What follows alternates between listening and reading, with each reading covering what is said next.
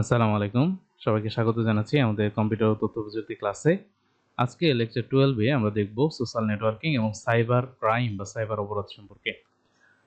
তো সামাজিক যোগাযোগ মাধ্যম বা সোশ্যাল নেটওয়ার্কিং এটা বর্তমান বিশ্বে খুব পরিচিত একটা জিনিস।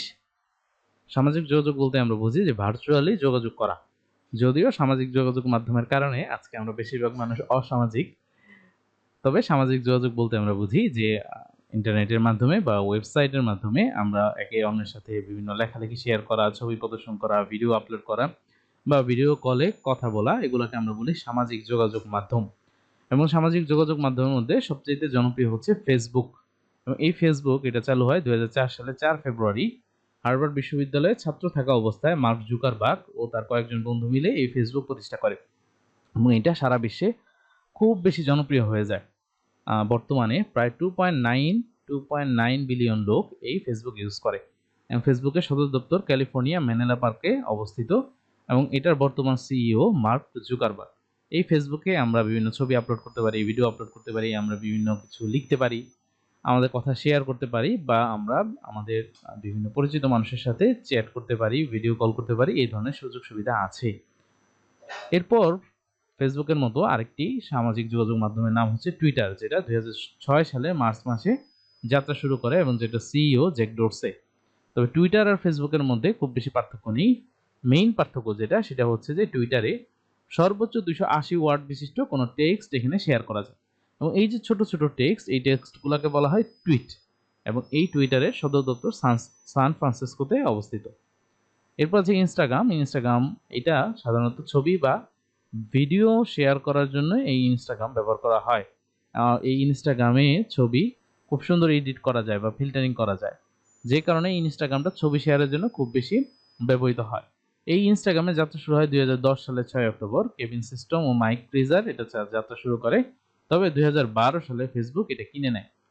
এরপর আছে লিঙ্কডইন সাধারণত পেশাজীবীরা ইউজ করে। এখানে আমরা নিজেদের খুব সুন্দর প্রোফাইল তৈরি করে রাখতে পারি এবং বিভিন্ন প্রতিষ্ঠান তারা এইসব প্রোফাইল দেখে বিভিন্ন মানুষকে তাদের কাজের জন্য হায়ার করে বা জব অফার করে। এই যে লিঙ্কডইন এইটা আসলে বিজনেস ওরিয়েন্টেড একটা সোশ্যাল নেটওয়ার্কিং সাইট। এই লিঙ্কডইন প্রতিষ্ঠিত হয় 2002 সালে। এরপর আছে ইউটিউব সাধারণত ভিডিও আদান প্রদানের জন্য ব্যবহার করা হয়। 2005 সালে 14 ফেব্রুয়ারি এটা প্রতিষ্ঠিত হয় এবং মজার ব্যাপার হচ্ছে এই ইউটিউব প্রতিষ্ঠাকারী যে তিনজন, তার মধ্যে একজন ছিল বাংলাদেশি, যার নাম হচ্ছে জাভেদ করিম। ইউটিউবের সদর দপ্তর ক্যালিফোর্নিয়াতে অবস্থিত। এরপর আরেকটা যোগাযোগ মাধ্যম হচ্ছে পিন্টারেস্ট। এটা সাধারণত ফটো শেয়ারিং ওয়েবসাইট। এই যে ফটো যেগুলা এখানে শেয়ার করা হয় এদেরকে বলা হয় পিন। 2010 সালে মার্চ মাসে এই পিন্টারেস্ট প্রতিষ্ঠিত হয়। তবে বিজনেসের জন্য পিন্টারেস্টের চাইতে সুবিধাজনক ওয়েবসাইট আর নাই। এখন আমরা দেখব কম্পিউটার রক্ষণাবেক্ষণ সম্পর্কে। যে কোনো জিনিস রক্ষণাবেক্ষণ না করলে সেটা নষ্ট হয়ে যাওয়াটাই স্বাভাবিক। কম্পিউটারও এর ব্যতিক্রম না। এই যে কম্পিউটার এটা যদি সঠিকভাবে ব্যবহার করা, পরিচর্যা, ট্রাবল সেটিং এগুলো না করা হয় তাহলে কিন্তু কম্পিউটার নষ্ট হয়ে যেতে পারে বা কম্পিউটার স্লো হয়ে যেতে পারে। এই জন্য নিয়মিত এর পরিচর্যা করা, বিভিন্ন সফটওয়্যার ইনস্টল আনইনস্টল করা বা ট্রাবল শেটিং করা, এই জিনিসগুলোকেই আমরা বলি কম্পিউটার রক্ষণাবেক্ষণ। তো এটা দুই রকমের রক্ষণাবেক্ষণ হতে পারে, একটা হচ্ছে সফটওয়্যার রক্ষণাবেক্ষণ আর একটা হচ্ছে হার্ডওয়্যার রক্ষণাবেক্ষণ। সফটওয়্যার রক্ষণাবেক্ষণ কি জিনিস? একটা হতে পারে ক্লিন আপ। আমাদের কম্পিউটার ব্যবহার করতে করতে অনেক সময় স্লো হয়ে যায়। এই যে স্লো হয়ে যায় এটা থেকে রক্ষা করার জন্য আমরা অনেক সময় ডিস্ক ক্লিন আপ করি। বিভিন্ন সফটওয়্যার আছে যেগুলোর সাহায্যে এই ক্লিন আপ করা যায়। এগুলো করলে আমাদের কম্পিউটারে গতি বাড়ে। এছাড়াও আমাদের কম্পিউটারে কিছু অস্থায়ী ফাইল ক্রিয়েট হয়। আমরা যখন ব্রাউজিং করি বা আমরা যখন ফাইল মুভ করি বা নতুন ফাইল ক্রিয়েট করি, তখন দেখা যায় বেশ কিছু অস্থায়ী ফাইল ক্রিয়েট হয়, যেগুলোকে আমরা টেম্পোরারি ফাইল বলি। এই অস্থায়ী ফাইলগুলো নিয়মিত ডিলিট করা দরকার, না হলে যেটা হবে আমাদের কম্পিউটার স্লো হয়ে যাবে। এরপর আমরা যখন ইন্টারনেট ব্রাউজ করি বা ইন্টারনেট ব্যবহার করি, তখন ইন্টারনেটের তথ্য সম্বলিত কিছু ছোট ছোট ফাইল ক্রিয়েট হয়, যেটাকে আমরা বলি কুকি। এই কুকিগুলা নিয়মিত ক্লিন আপ করা দরকার। এই যে কুকি, এটা শুধুমাত্র যে আমাদের ইন্টারনেট ব্রাউজিং স্লো করে দেয় ব্যাপারটা তা না, এই কুকি কিন্তু হ্যাকিং এরও কারণ হয়। এরপর আছে অ্যান্টিভাইরাস। আমরা জানি যে কম্পিউটার অনেক সময় ভাইরাস দ্বারা আক্রান্ত হয়। বিভিন্ন ধরনের ক্ষতিকারক প্রোগ্রাম, যেটা আমরা একটু পরেই দেখব। এই ভাইরাস থেকে রক্ষা করার জন্য আমাদের কম্পিউটারে অ্যান্টিভাইরাস ব্যবহার করতে হয়। অ্যান্টিভাইরাস ছাড়া কম্পিউটার ব্যবহার করা খুব রিস্কি। যে কোনো সময় আমাদের কম্পিউটার এটা দ্বারা আক্রান্ত হতে পারে। এরপর আছে কম্পিউটারের নিরাপত্তা বা সিকিউরিটি, আমরা যেটাকে বলি। কম্পিউটারের সিকিউরিটি সাধারণত নষ্ট হয় এই ভাইরাসের কারণে বা ম্যালওয়্যারের কারণে। ভাইরাস আসলে এক ধরনের প্রোগ্রাম বা কোডিং যেটা ক্ষতিকারক। ভাইরাসের ফুল মিনিং হচ্ছে ভাইটাল ইনফরমেশন রিসোর্স আন্ডার সিজ। 1980 সালে ফ্রেড কোহেন এটার নামকরণ করে ভাইরাস, এবং 1992 সালে ভাইরাসের আক্রমণে পৃথিবীতে লাখ লাখ কম্পিউটার অচল হয়ে যায়। আর 1999 সালে 26শে এপ্রিল একটা ভাইরাস ছড়িয়ে পড়ে যার নাম ছিল চেরনোবিল। একদম বিপর্যয় ঘটিয়ে দিয়েছিল বাংলাদেশ সহ বিশ্বের অনেক দেশে। এই চেরনোবিল ভাইরাস একদম বিপর্যয় ঘটিয়ে দিয়েছিল। তো এই ভাইরাস এটা আমাদের কম্পিউটারে আক্রমণ করতে পারে, আমাদের কম্পিউটারের সিকিউরিটি নষ্ট হতে পারে। এবং এই যে ভাইরাস এগুলো হচ্ছে নিজে নিজেই এগুলা বাড়তে পারে। মানে আমি যদি একটা ভাইরাস কারো কম্পিউটারে দিয়ে দিতে পারি, এই ভাইরাস প্রোগ্রামিংগুলো এমনভাবে সেট করা যে প্রতি ক্লিকে এগুলোর সংখ্যা বাড়বে এবং এগুলা প্রত্যেকটা ফাইলকে এফেক্টেড করে ফেলবে। এই ভাইরাসের হাত থেকে রক্ষা করার জন্য আমরা যেসব সফটওয়্যার ইউজ করি তাকে আমরা বলি অ্যান্টিভাইরাস।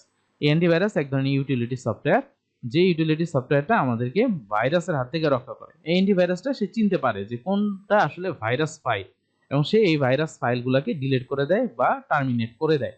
আবার এই অ্যান্টিভাইরাস সে ইন্টারনেট থেকে আমরা যখন কোনো কিছু ডাউনলোড করি, সেই ডাউনলোড ফাইলের সাথে কোনো ভাইরাস আছে কিনা সে সেটাও চেক করে দেখে।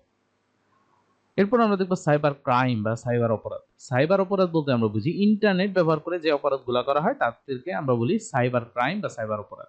যেমন কারো তথ্য চুরি করা, তথ্য বিকৃতি করা, কাকে ব্ল্যাকমেইল করা, বা কারো কোনো ছবি আমি এডিট করে ইন্টারনেটে ছেড়ে দিলাম, সেটাও এক ধরনের সাইবার অপরাধ। বা কারো সম্পর্কে আমি মিথ্যা প্রোপাগান্ডা ছড়ালাম, সেটাও সাইবার অপরাধ। এই জিনিসগুলোকে আমরা সাইবার অপরাধ বা সাইবার ক্রাইম বলি। এই সাইবার ক্রাইমের একটা পার্ট হচ্ছে হ্যাকিং। হ্যাকিং দুই রকমের হতে পারে। একটা হচ্ছে ব্ল্যাক হ্যাট হ্যাকিং, মানে যেটা খারাপ বা যেটা আনইথিক্যাল। আরেকটা হচ্ছে ইথিক্যাল হ্যাকিং।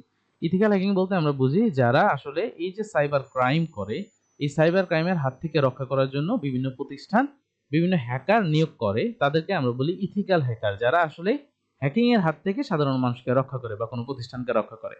তো হ্যাকিং বলতে আমরা বুঝি যে অনুমতি ছাড়া কারো কম্পিউটার নেটওয়ার্কে প্রবেশ করা বা কোনো কম্পিউটারের নিয়ন্ত্রণ নিয়ে নেওয়া, এই জিনিসটাকে আমরা বলি হ্যাকিং, বা আমরা অনেক সময় বলি যে হ্যাক করা হয়েছে। আমরা জানি কিছুদিন আগে বাংলাদেশ ব্যাংকের কম্পিউটার সিস্টেম হ্যাক করে অনেক টাকা সরিয়ে ফেলা হয়। তো এই ধরনের হ্যাকিং এর কথা আমরা মাঝে মাঝে শুনে থাকি যে আমাদের সোশ্যাল মিডিয়ার যে পাসওয়ার্ড এগুলো হ্যাক হয়, বা আমাদের ওয়েবসাইট হ্যাক হয়, আমাদের ইউটিউব চ্যানেল হ্যাক হয়ে যায়। এটা মানে হচ্ছে যে অনুমতি ছাড়া কারো কোনো ওয়েবসাইট বা নেটওয়ার্ক বা কোনো কম্পিউটার এটা নিজের নিয়ন্ত্রণে নিয়ে নেওয়া, এটাকে আমরা বলি হ্যাকিং। এরপর আছে স্প্যামিং। স্প্যামিং বলতে আমরা বুঝি যে অচেনা ও অপ্রয়োজনীয় মেইল, যেটা সেই মেইলকে বলা হয় স্প্যাম। আমরা আমাদের ইমেইলে একটা ফোল্ডারই থাকে স্প্যাম ফোল্ডার, মানে অপ্রয়োজনীয় বা অচেনা টাইপসের বা কোনো সাধারণত যে ইমেল অ্যাড্রেসগুলো ব্যবহার করা হয় না, এই ধরনের ইমেল থেকে যখন ইমেল আসে সেটাকে আমরা স্প্যাম বলি। তো অনেক সময় দেখা যায় যারা হ্যাকার বা যারা স্প্যামার, তারা কি করে কোনো এক ব্যক্তির ইমেইলে হাজার হাজার লাখ লাখ ইমেল পাঠাতে থাকে। এতে যেটা হয় যে তার প্রয়োজনীয় মেইলগুলা এইসব মেইলের আন্ডারে চাপা পড়ে যায়, খুঁজে পাওয়া যায় না, মেমোরি ব্লক হয়ে যায়, স্লো হয়ে যায়। এই কাজটাকে আমরা বলি স্প্যামিং। এরপর হচ্ছে ফিশিং। ফিশিং জিনিসটা হচ্ছে যে কারো প্রতারণার মাধ্যমে কারো কাছ থেকে তথ্য সংগ্রহ করা, এটাকে বলা হয় ফিশিং। এই জন্য বিভিন্ন ধরনের ফিশিং ওয়েবসাইট ব্যবহার করা হয়। যে আমি ফেসবুকে যখন লগ ইন করতে নিই তখন যে ও পেজটা আসে, সিমিলার হ্যাকার এই ধরনের একটা পেজ ক্রিয়েট করে আমাকে হয়তো কোনো লিঙ্কের মাধ্যমে সেই পেজটা পাঠাবে। আমি সেই লিঙ্কে ক্লিক করলে এই ফেসবুকের মতো একটা পেজ ওপেন হবে, দেখতে একদম হুবহু ফেসবুকের মতো, কিন্তু এটা কিন্তু আসলে ফেসবুক না। তখন দেখা যাবে যে এখানে যদি আমি আইডি পাসওয়ার্ড দিই, এই আইডি পাসওয়ার্ডটা হ্যাকারের কাছে চলে যাবে, তখন সে সেখান থেকে আমার ফেসবুক অ্যাকাউন্ট হ্যাক করতে পারে। বিভিন্নভাবে এই ফিশিং করে আইডি পাসওয়ার্ড বের করা হয়, এবং এই অ্যাড্রেসগুলো এরকম হয়, যেমন নর্মালি facebook.com, এই অ্যাড্রেসটা হচ্ছে এরকম।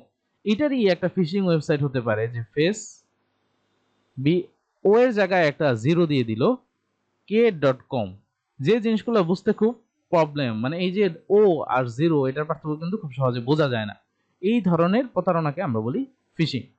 এরপর আছে প্লেজিয়ারিজম, অন্যের লেখা নিজের নামে চালিয়ে দেওয়া, এটাকে আমরা প্লেজিয়ারিজম বলি।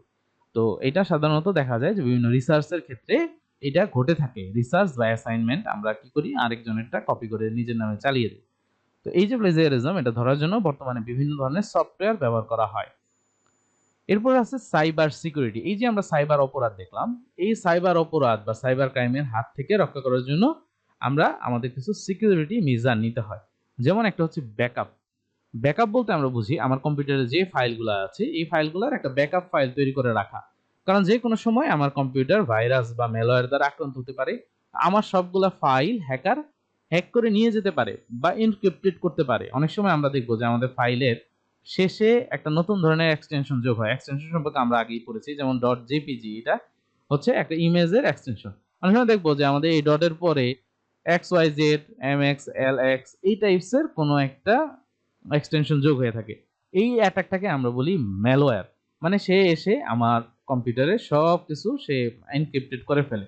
এগুলো আমি আর ওপেন করতে পারবো না। এরপর হ্যাকাররা আমাকে দেখবেন যে ইমেল পাঠাবে যে এত টাকা দিলে তোমার এই ফাইলগুলো আমি ফেরত দিব। এই কারণে আমার ফাইলে যদি ব্যাকআপ থাকে সেই ক্ষেত্রে এই প্রবলেম আমার আর পড়তে হবে না। এরপর প্রক্সি সার্ভার।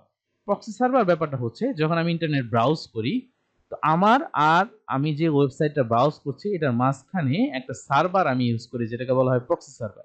যে কারণে আমার আইডেন্টিটি সেই ওয়েবসাইটের কাছে যাবে না। যেমন আমরা ভিপিএন ইউজ করি, ভিপিএন। এই যে ভিপিএন, এই ভিপিএন হচ্ছে অনেকগুলা প্রক্সি সার্ভারের সমন্বয়ে গঠিত। যখন আমি ভিপিএন অন করে কোনো ওয়েবসাইট ব্রাউজ করি বা আমি অনেক সময় বিদেশে ঘুরতে যাই, তখন কি হয় যে বিভিন্ন প্রক্সি সার্ভার আমার এই ভিপিএন এর মধ্যে কাজ করে, যে কারণে আমার আইডেন্টিটি বোঝা যায় না। ফায়ারওয়াল হচ্ছে যে আমি যখন ইন্টারনেট ইউজ করি তখন ইন্টারনেট থেকে যে ফাইলগুলো আমার আসে বা আমি যে ফাইল বা ইনফরমেশন বা যে সিগন্যালগুলো পাঠাই এগুলাকে সে ফিল্টারিং করে বা সে এগুলাকে নিয়ন্ত্রণ করে যে ক্ষতিকারক কোনো লিঙ্ক, কোনো ফাইল, কোনো কিছু ডাউনলোড হচ্ছে কিনা বা আমার কম্পিউটারে আসছে কিনা, সেই জিনিসটা এই ফায়ারওয়াল নিয়ন্ত্রণ করে। এরপর হচ্ছে পাসওয়ার্ড। খুব ইম্পর্টেন্ট জিনিস। বিভিন্ন জায়গায় আমাদের পাসওয়ার্ড ইউজ করতে হয়। আমাদের সোশ্যাল মিডিয়ার অ্যাকাউন্টগুলোতে পাসওয়ার্ড থাকে, আমাদের ব্যাংকে পাসওয়ার্ড থাকে বা বিভিন্ন জায়গায় আমরা পাসওয়ার্ড ইউজ করি। এই পাসওয়ার্ড ব্যবহারের ক্ষেত্রে আমাদের অবশ্যই সচেতন হতে হবে। বেশিরভাগ মানুষ আমরা যেটা করি, জন্মসাল, এরপর গার্লফ্রেন্ড বয়ফ্রেন্ডের নামের সাথে 1995 এগুলা লিখে আমরা একটা পাসওয়ার্ড বানাই ফেলি। এই জিনিসগুলা ক্র্যাক করা বা এই পাসওয়ার্ডগুলো গেস করা খুব সহজ। এই জন্য দেখা যায় বিভিন্ন সময় আমাদের পাসওয়ার্ডগুলা বা আমাদের এইসব আইডিগুলা হ্যাক হয়ে যায় বা আমাদের পাসওয়ার্ড চলে যায়। আমরা নিজের অজান্তেই কি করি, খুব সহজ পাসওয়ার্ড দিয়ে রাখি, মোবাইল নাম্বার দিয়ে রাখি, 1 2 3 4 5 6 7 এগুলা দিয়ে রাখি। এই জন্য পাসওয়ার্ডটা খুব সতর্কতার সাথে দিতে হবে এবং পাসওয়ার্ডে কিছু স্পেশাল ক্যারেক্টার ইউজ করতে হবে, লাইক @ হ্যাশ, ডট, হোয়াট, এই ধরনের কিছু স্পেশাল ক্যারেক্টার যখন আমরা ইউজ করব সেই পাসওয়ার্ডগুলো ক্র্যাক করা বা পাসওয়ার্ডগুলো গেস করা ডিফিকাল্ট। এছাড়াও আমরা সব জায়গায় একই পাসওয়ার্ড দিয়ে রাখি। হয়তো আমার ফেসবুকের পাসওয়ার্ড সাথে আমার ব্যাংকের পাসওয়ার্ড, সব জায়গায় সেম পাসওয়ার্ড। কোনো একটা জায়গা থেকে একটা পাসওয়ার্ড যদি লিক হয় সেই ক্ষেত্রে আমার সবগুলো অ্যাকাউন্ট কিন্তু হ্যাক হয়ে যাওয়ার সম্ভাবনা থাকে। আরেকটা জিনিস হচ্ছে বিভিন্ন সময় আমরা বিভিন্ন পাবলিক প্লেসে আমরা কম্পিউটার ইউজ করি। যেমন আমি হয়তো আমার বন্ধুর বাসায় গেলাম, সেখানে গিয়ে আমি হয়তো ফেসবুকে ঢুকে ভুলে আমি লগ আউট না করে চলে আসছি। বা আমি হয়তো অফিসে যে কম্পিউটার ইউজ করি সেখানে হয়তো আমার ভুলে আমি পাসওয়ার্ডটা দিয়েছি, এরপর এটা আমার লগ আউট করতে মনে নাই। সেই ক্ষেত্রে এগুলো হ্যাক হয়ে যাওয়ার সম্ভাবনা থাকে। এই ব্যাপারেও আমাদের সতর্ক থাকতে হবে। এখন আসি আমরা হার্ডওয়্যার রক্ষণাবেক্ষণে। হার্ডওয়্যার রক্ষণাবেক্ষণের ১ নম্বর জিনিস হচ্ছে টেম্পারেচার। কম্পিউটার যখন আমরা ইউজ করি তখন এই যে আমাদের মাইক্রোপ্রসেসর বা আমাদের জিপিইউ মানে গ্রাফিক্স কার্ড এগুলোর মধ্যে হিট জেনারেট হয়। এই তাপমাত্রা যদি সহনীয় পর্যায়ের চেয়ে বেশি হয়ে যায় সেটা আমাদের হার্ডওয়্যারের ক্ষতি করে। এজন্য তাপমাত্রার দিকে খেয়াল রাখতে হয়। এজন্য আমরা অনেক সময় বিভিন্ন কুলিং সিস্টেম ইউজ করি। এরপর আছে ইউপিএস। ইউপিএস মানে হচ্ছে আনইন্টারাপ্টেড পাওয়ার সাপ্লাই। যে হঠাৎ করে যখন কারেন্ট চলে যায় বা বিদ্যুৎ সংযোগ চলে যায়, এই যে হঠাৎ করে চলে যাওয়াটা সেটা কম্পিউটারের জন্য ক্ষতিকারক। এই কারণে আমরা ইউপিএস ইউজ করি, যেটা সাথে সাথে আমাকে সাপ্লাই দিবে। এই কারণে আমার কম্পিউটারের কোনো ক্ষতি হয় না বা আমার কম্পিউটার বন্ধ হয়ে যায় না। তখন আমি সময় নিয়ে আমার কম্পিউটারকে বন্ধ করতে পারি। আরেকটা হচ্ছে আইপিএস, এটা হচ্ছে ইনস্ট্যান্ট পাওয়ার সাপ্লাই। এটা ইউপিএস এর মতো একদম সাথে সাথে দিবে না, 0.1 সেকেন্ড পরে এটা চালু হয়। এই আইপিএস এর মধ্যে আসলে বিদ্যুৎ বা ইলেকট্রিসিটি স্টোরেজ অবস্থায় থাকে, আর যখন কারেন্ট চলে যায় তখন স্টোরেজ যে ইলেকট্রিসিটি এটা আমরা ব্যবহার করতে পারি। আবার যখন কারেন্ট চলে আসে তখন সে এখান থেকে আবার নতুন করে চার্জ হয়। এরপরে আরেকটি ইম্পর্টেন্ট জিনিস হচ্ছে ময়লা বা ধুলাবালি। কম্পিউটার নিয়মিত পরিষ্কার করা দরকার। অনেক সময় ময়লা বা ধুলাবালি পরে আমাদের বিভিন্ন হার্ডওয়্যার গুলা যে কাজের যে গতি বা পারফরমেন্স সেটা কমে যায়, তখন দেখা যায় আমাদের কম্পিউটার স্লো হয়ে গিয়েছে। এই কারণে বিভিন্ন সময় আমাদের কম্পিউটারে যে হার্ডওয়্যার গুলো আছে, র্যাম আছে, জিপিইউ আছে, আমাদের পাওয়ার সাপ্লাই আছে, আমাদের বিভিন্ন ফ্যান থাকে, এগুলা পরিষ্কার করা দরকার। তাহলে এই লেকচার 12 এই পর্যন্তই। ধন্যবাদ সবাই।